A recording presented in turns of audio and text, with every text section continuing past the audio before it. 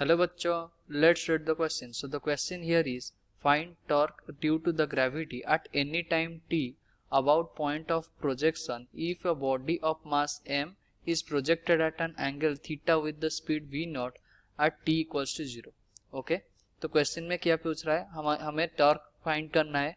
हम एक बॉडी को प्रोजेक्ट किए हैं विच एंगल पे और हमें ईच मूवमेंट में कितना टॉर्क होगा वो फाइंड करना है. और मतलब किस में फाइंड करना है, टी के रिलेशन हमें बताना है. Okay, so the key concept of question here is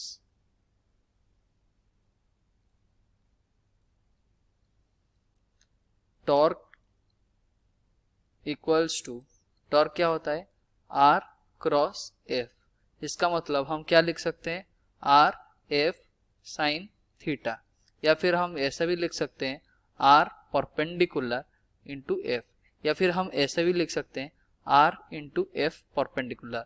okay, तो हमें कोई भी इक्वेशन हम लिख सकते हैं, मतलब हमें परपेंडिकुलर किसी को भी लेना है. ओके, सो क्वेश्चन में क्या पूछ रहा है, क्वेश्चन में हमें दिया गया है, मान लो ये हमारा एक बॉडी है, हम इसको ऐसे थ्रो किए हैं और ये कुछ एंगल फ्रॉम द हॉरिजॉन्टल, मान लो ये हमारा एंगल थीटा है. ओके, ये थीटा है, तो बॉडी कुछ ऐसे ऐसे ऐसे मूव करेगा, प्रोजेक्टाइल मोशन करेगा. ओके, अगर हम देखें ये बॉडी को, ये बॉडी कैसे जा रहा है, ये जो वेलोसिटी है, ये वेलोसिटी कितना दिया है, v नॉट दिया गया है, ये वेलोसिटी v नॉट दिया है. तो ये वाला वेलोसिटी कंपोनेंट वेक्टर में अगर हम करें, ये क्या हो जाएगा v नॉट कॉस थीटा, और ये अगर वेलोसिटी क्या हो जाएगा v not sine theta. Okay, तो अगर हम देखें ये v नॉट कॉस थीटा और ये v नॉट साइन थीटा, और ये ऐसे मूव कर रहा है.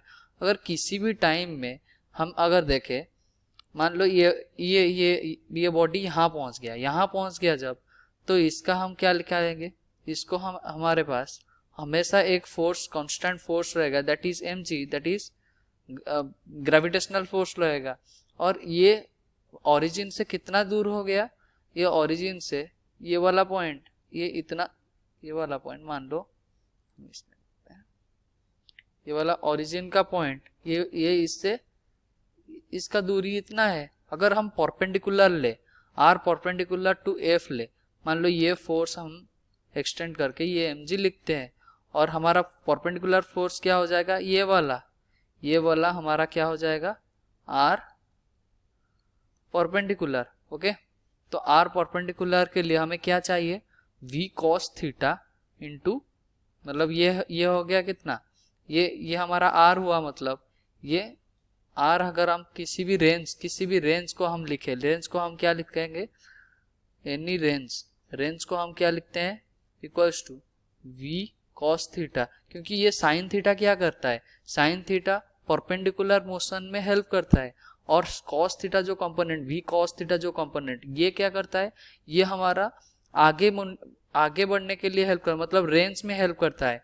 तो इसीलिए हम लिखे v cos theta into T, that is any time t. तो अगर हम देखें रेंज हमारा आ गया v cos theta into T. Okay, सो टॉर्क हमारा कितना आ जाएगा, r क्रॉस एफ, मतलब r परपेंडिकुलर टू f हम ले लेंगे. हमारा f क्या है, mg है, जो कि मतलब फोर्स हमारा mg लग रहा है, और जो कि परपेंडिकुलर टू r है, ये हमारा r परपेंडिकुलर, ये r परपेंडिकुलर का वैल्यू कितना आ जाएगा, v cos theta into at any time t.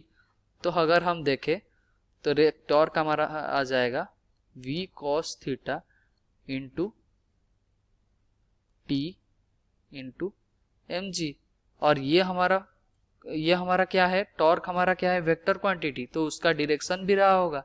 Direction कैसे करेंगे हम, r क्रॉस एफ से, r क्रॉस एफ को अगर हम राइट हैंड थंब रूल से लेंगे, तो ये हो गया हमारा r वेक्टर, ये होगा हमारा f वेक्टर. ओके, ये r वेक्टर, ये f वेक्टर, उसका मतलब ये इनवर्ड की तरह, उसका मतलब ये माइनस के कैप डायरेक्शन में लग रहा है. तो अगर हम देखें तो क्या लिखेंगे, torque equals to mg v cos theta into T, cos theta into T minus K cap. Okay, so this is our answer. Hope you understood well. Best of luck. Thank you.